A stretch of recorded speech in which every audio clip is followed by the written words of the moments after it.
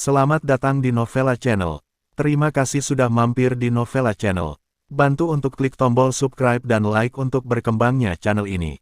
Dan jangan lupa untuk nyalakan loncengnya agar selalu mendapatkan notifikasi terbaru dari Novella Channel. Silakan menikmati cerita novel favorit Anda. Mari kita lanjutkan kembali kisah novel. Atlerwolf menantu tidak terduga. Episode 395, bersama Novella Channel. Selamat mendengarkan. Masih bersama Novella Channel. Mari kita lanjutkan. Di telepon, Ribrio Guerra menghela nafas. Hei, kamu membunuh orang. Tidak, itu adalah perintah yang diberikan oleh senior Yorikwago, mengatakan bahwa dia akan mati, dan tidak membunuh orang tidak akan cukup untuk menghalangi semua orang.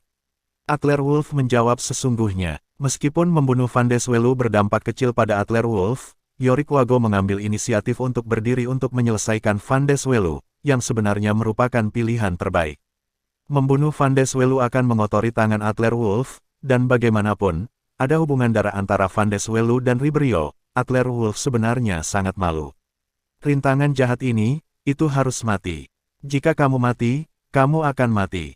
Kata-kata Ribrio Guerra agak cemberut. Ribrio Guerra awalnya hanya memiliki 3 saudara laki-laki, ayah Van Deswelu sudah lama meninggal, dan anak ketiga telah bersalah selama bertahun-tahun, meninggalkan putranya Cabrado Welu, yang sebenarnya meninggal di tangan Atlerwolf. Putra Ribrio Guerra sendiri dibunuh oleh Van Deswelu. Sejauh ini, keturunan dari garis keturunan keluarga Welu sebenarnya sudah mati.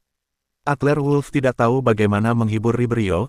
Tuan, ada masalah lain, senior Helbert Ball juga mati. Hah, dia juga mati. Bagaimana dia mati? Suara bergetar. Bagaimanapun, Helbert Boyle memiliki hubungan dekat dengan Ribrio Guerra saat itu. Hanya beberapa jam yang lalu, Ribrio Guerra telah memohon Atlerwolf untuk membiarkan Atlerwolf menyelamatkan hidupnya. Mungkinkah Atlerwolf tidak menyetujui permintaan ini? Itu dibunuh oleh utusan khusus Aliansi Gelap. Senior Helbert Boyle dan Aliansi Gelap berkolusi bersama. Jika saya datang ke Miaojiang kali ini, jika bukan karena keberuntungan, saya akan mati di tangan senior Helbert Boyle. Setelah Atlerwolf membicarakan masalah ini, Yorikwago juga mengatakan sesuatu di sebelahnya. Tuan, aku bisa bersaksi. Ribrio Guerra menarik napas dalam-dalam. Aku seharusnya berpikir bahwa Helbert Boyle ini tidak bisa berubah sifatnya memakan kotoran. Saat itu, ketika aku tidur dengan beragahan di depan wajahku, aku pikir dia akan membuatku jijik, tapi nyatanya, hatiku sudah gelap. Itu saja, ini juga akhir hidupnya. Tidak ada ruang untuk negosiasi. Setelah jeda, Ribrio Guerra melanjutkan, Tuan, jika Anda punya waktu, kembalilah ke markas Wolf sesegera mungkin. Hugo Wolf telah menari dengan sangat gembira di markas baru-baru ini. Oke, setelah Ribrio Guerra berakhir panggilan itu, Atlerwolf merasa agak berat. Memikirkan kehidupan gurunya, sebenarnya agak menyedihkan. Keluarganya dibunuh oleh keponakannya sendiri, dan master senior yang dia kembangkan berubah menjadi pengkhianat dan melemparkan dirinya ke dalam aliansi gelap. Tuan Muda Wolf, ini sudah sangat larut. Sudah larut, kenapa kamu tidak istirahat lebih awal? Yorikwago menyela pikiran Atlerwolf. Atlerwolf mengangguk, meskipun Atlerwolf ingin menemukan sumber mineral batu di Miaojiang sekarang, tetapi dia hanya bisa membicarakannya setelah fajar besok. Sekte Gu berubah drastis, meskipun bergetar hebat, tetapi karena Atlerwolf membuat langkah yang kuat, pemimpin sekte lama Yorikwago diselamatkan, Van Deswelu terbunuh, dan gadis suci berdiri di sisi Atlerwolf dan Yorikwago lagi. Semuanya tenang. Diam sepanjang malam. Melvin Jin awalnya akan tidur di kamar yang sama dengan Atlerwolf, tetapi setelah Atlerwolf kembali dari Yunmeng, tubuhnya menyerap lensa biru di tablet batu, serta kotak tulang yang dibawa dari daerah Yunmeng. Atlerwolf tidak punya banyak waktu untuk belajar, dan sekarang dia akhirnya bebas. Atlerwolf perlu belajar, jadi dia menolak Melvin Jin. Limo dan Melissa Bain masing-masing tinggal di sebelah Atlerwolf, dan di koridor di luar, ada juga Tuan Wolf, jiwa pengembara, ular liar, dan penjaga kuat barbar.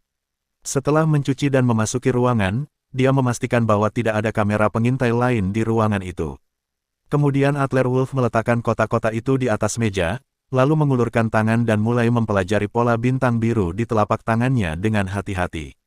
Bintang redup berbentuk heksagonal, Seukuran telur, meskipun terlihat sederhana dan bersahaja, ada sejumlah besar pola misterius dan rumit yang tersebar di pola itu, dan suasana kuno muncul darinya. Adler Wolf berkonsentrasi ingin menyelidiki sepanjang garis itu, tetapi persepsinya baru saja diselidiki selama 10 detik, tetapi kepalanya dipantulkan oleh kekuatan yang kuat. Adler Wolf terhuyung-huyung oleh benturan, dan kepalanya pusing dan sakit, dan dia hampir jatuh. Nah, ingat, ketika kekuatanmu tidak di atas tahap ke-10 Yuanwu, jangan mudah mempelajari hal-hal di tablet batu. Adler Wolf tiba-tiba membunyikan nasihat yang diberikan ibunya di video. Jelas, energi dan kekuatan spiritual yang terkandung dalam bintang berujung 6 ini berkali-kali lebih kuat dari yang dibayangkan Adler Wolf. Rahasia apa yang terkandung dalam bintang ini? Ibu menyimpan barang ini untuk dirinya, apa yang ingin dia lakukan? Adler Wolf memandang bintang berujung 6 di telapak tangannya dengan linglung. Bintang berujung 6 ini penuh energi dan kuat. Ini jelas merupakan rumah harta karun yang sangat besar, tetapi Adler Wolf tidak dapat menemukan cara untuk membukanya sekarang. Setelah ragu-ragu selama beberapa detik, Adler Wolf membentangkan kotak tulang di atas meja dan melihat pita origin marsial yang berfluktuasi di atas kotak tulang. Sebelumnya, kekuatan Adler Wolf tidak cukup. Setelah memegang kotak misterius ini, dia hanya tahu bahwa ada seni bela diri aktif yang mengalir di atasnya, yang dapat meningkatkan kekuatan tubuh manusia. Tapi sekarang Adler Wolf telah setengah melangkah ke tahap ke-6 Yuanwu, membangkitkan 4 atribut super, dan pemahamannya tentang kekuatan Yuanwu telah mencapai tingkat lain. Berkonsentrasi lebih dan lebih, Adler Wolf secara bertahap menemukan bahwa fluktuasi pita pada permukaan kotak tulang ini tidak acak, tetapi berfluktuasi sesuai dengan pola tertentu. Yang paling penting adalah bahwa garis-garis ini, Adler Wolf tampaknya agak akrab. Dengan kilatan cahaya di kepalanya, Adler Wolf tiba-tiba memikirkan pola yang dilihatnya di kubah makam kuno.